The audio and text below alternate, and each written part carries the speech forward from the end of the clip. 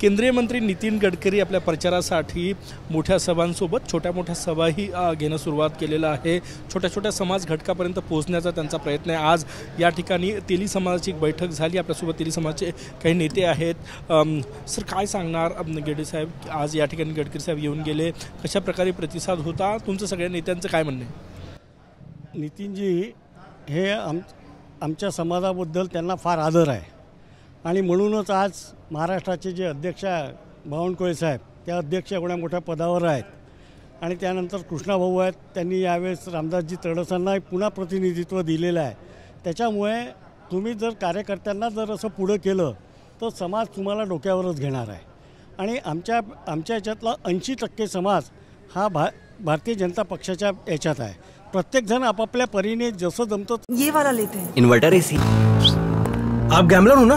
Gambler? जुआ खेलते हो ना? तुम जुआ खेलते हो? अरे नहीं, ये तो कुछ भी बोले जा रहे हैं। इतनी महंगी और नाजुक एसी खरीद कर स्टेबलाइजर नहीं लोगे तो ये जुआ नहीं हुआ तो क्या हुआ? सिर्फ एक फ्लक्चुएशन आपके इन्वर्टर एसी के पार्ट्स को डैमेज कर सकता है। उसे वी गार्ड से सुरक्षित रखिए। V guard, India's number 1 stabiliser. तसं त्यांच्याकरता काम करून राहिलेलं आहे आणि निश्चितच यावेळेस जास्त प्रमाणात नितीनजींना आमच्या समाजाकडनं मतदान होईल आणि जास्त यांनी ते निवडून येतील।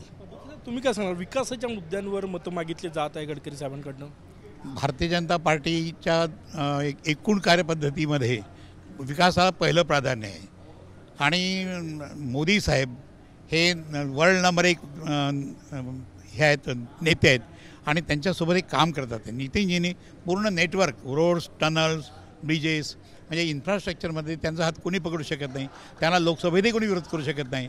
एवढं सर्वमान्य नागपूर लाभलेला आहे, नागपूरचा विकास केलेला आहे। म्हणून इथे जे दुसऱ्या जरी पक्षाचे असतील तेही शेवटच्या दिवशी त्यांनाच वोट करतील एवढी गॅरंटी सांगतो आहे। कुठल्या संघटनांनी या ठिकाणी पाठिंबा जाहीर केला? या तेली समाजात जवळपास 20 संघटना आहेत लहान मोठ्या।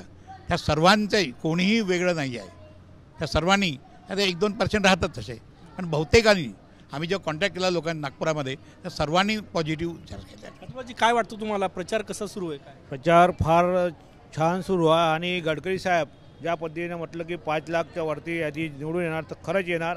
आपला समाज फार मोठा आहे आणि त्या समाजाचं प्रतिनिधित्व करणारे हे जे आहे त्यांनी ज्या पद्धतीने त्यांना समर्थन दिलं तर मला वाटतं की 99% त्यांना समाजाचे आणि बाहेर जो अदर जो समाज आहे एस टी राव जो भी आहे तो समाज त्यांचे वर्क करून काम पाहून त्यांना खूप मतदान करतील आणि भरघोस मतदान त्यांना निवडून देतील।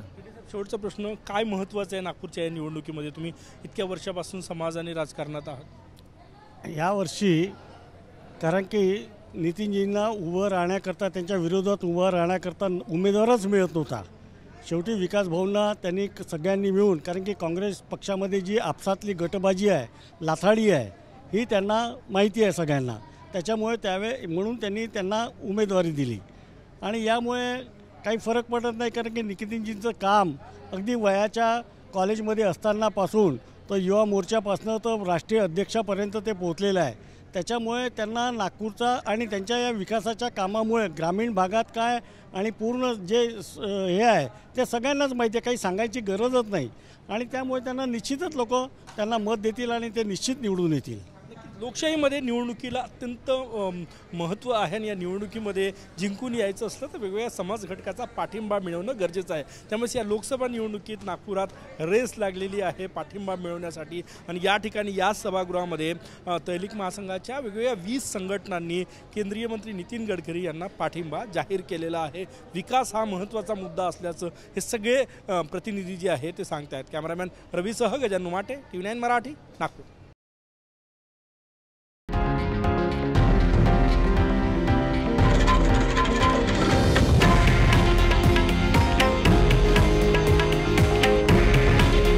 हे आहे देशातील नंबर 1 न्यूज नेटवर्क आणि आपण पाहत आहात TV9 मराठी। काळजी तुमची, हित महाराष्ट्राचं।